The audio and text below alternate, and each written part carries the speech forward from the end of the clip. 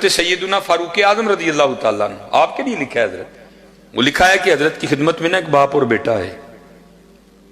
آپ کو پتا باپ اور بیٹے کی شکل ملتی ہے، کسی کی کم کسی کی زیادہ، کہیں کہیں ایسا ہوتا ہے بہت ہی زیادہ حضرت ایک جیسے ہی ہوتے ہیں دونوں. لکھا جب دونوں آئے نا تو دونوں ایک ہی جیسے تھے.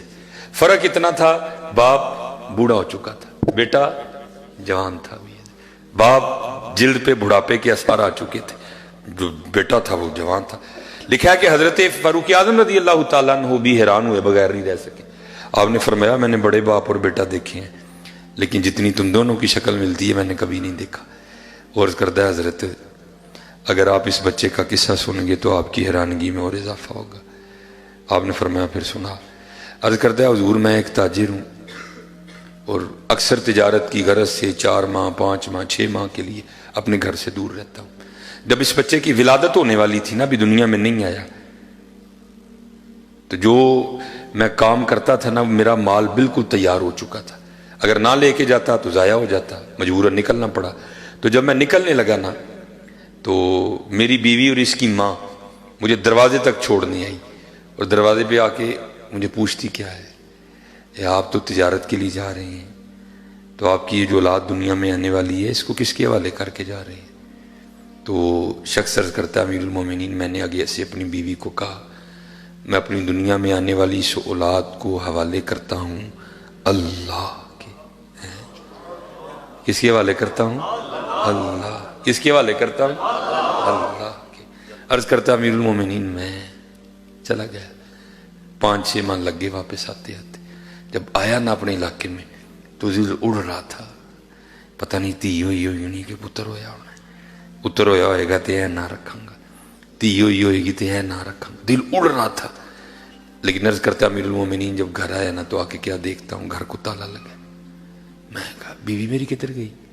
میں نے ہمسائے کے دروازے پہ دستک دی اور پوچھا میری بیوی کدھر ہے؟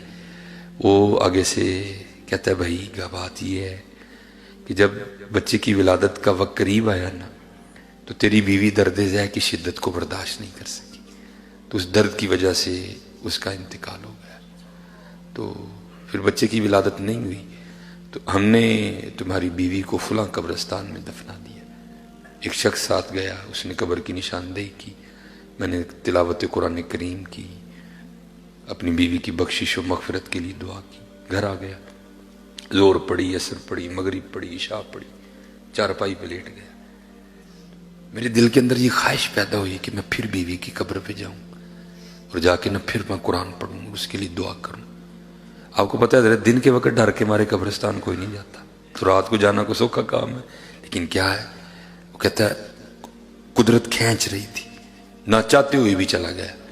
جب اپنی بیوی کی قبر پہ پہنچا نا تو جا کے کیا دیکھتا ہوں بیوی کی قبر سے شعلہ روشن ہے، آگ نکل رہی. میں بڑا گھبرایا، یہ تو بڑی سوم و صلات کی پابند تھی، باحیا خاتون تھی، میری بڑی تابع دار تھی، ذاکرہ تھی، عابدہ تھی، صالحہ خاتون تھی، اس کی قبر میں کیوں آگ لگ گئی؟ حضرت اب تو ہم قبر دوسرے انداز سے ہوتے ہیں، پہلے قبر ہی ہوتی تھی سامی، ٹھیک ہے جی، قبر پھر اندر جا کے سائڈ کو پھر آگے کا گڑا، اس میں پھر میت کو رکھا جاتا تھا.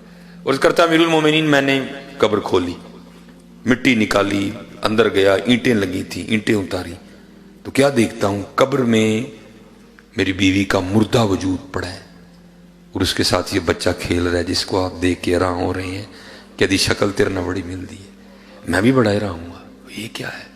میں نے بچے کو نکالا، سینے سے لگایا، قبر سے باہر نکلا تو غیب سے آواز کیا آئی، بندیا تو جاندے دروازے تے کھلو کے کہہ کے گیا سے یا اللہ میں دنیا چاہنے والی اپنی اولاد نو حوالے کرنا وا اللہ دے. ساڈے والے کر کے گیا ہے، زندہ دین دے سا بوڑھی ساڈے والے کر کے جاندہ بھی تینوں زندہ ہی دینی سی ہے. وہ کر کے تو دیکھو یار ہیں کر وَمَن يَتَوَکَّلْ عَلَى اللَّهِ فَهُوَ حَسْبُهُ. کرو تو صحیح یار، کیوں بھاگ رہے ہیں حضرت؟ کرو تو صحیح حضرت، پڑھ کے تو دیکھو یار اللہ، پڑھ کے تو دیکھو، دیکھو پھر ہوتا کیا ہے حضرت. بڑا زور ہے حضرت اس نام میں اللہ.